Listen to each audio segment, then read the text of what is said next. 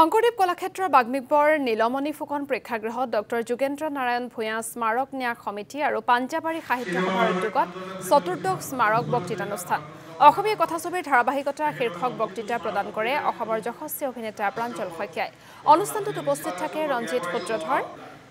পাঞ্জাবাৰী সাহিত্য সভাৰ সম্পাদক দীপ্তি বৰা জ্যোতিষা বৰবৰাৰ লগতে আন কেইবাগৰাকীও ব্যক্তি আমাৰ দেউতা দেই তেখেত যোগেন্দ্ৰ ভূঞা তেখেত ঢুকুৱাৰ পিছৰ পৰা আমি ক্ৰমান্বয়ে তাৰমানে আমি তেখেতৰ জন্মদিনটো আচলতে 29 অক্টোবৰ পৰে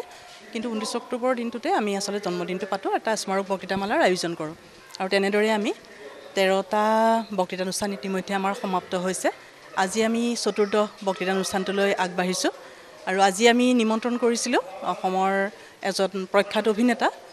শ্ৰীযুত প্ৰাঞ্জল শইকীয়াদেৱক তেখেতে অসমীয়া কথাছবি ধাৰাবাহিকতাৰ ওপৰত আজি বক্তৃতা প্ৰদান কৰিব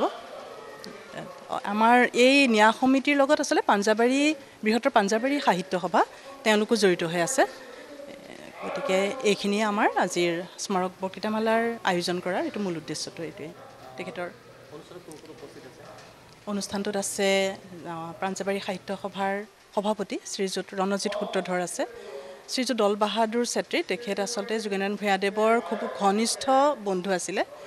আচলতে আমাৰ ন্যাসখনৰ সভাপতি হৈছে ডক্টৰ নগেন শইকীয়া তেখেত ডিব্ৰুগড়ত থাকে কিন্তু তেখেত স্বাস্থ্যজনিত কাৰণত তেখেত আহিব পৰা নাই আজি সভাপতি তেখেত আচলতে ডক্টৰ নগেন শইকীয়াদেৱে তেখেত সভাপতি আৰু বিভিন্ন ধৰণৰ ব্যক্তিসকল আহিছে আজি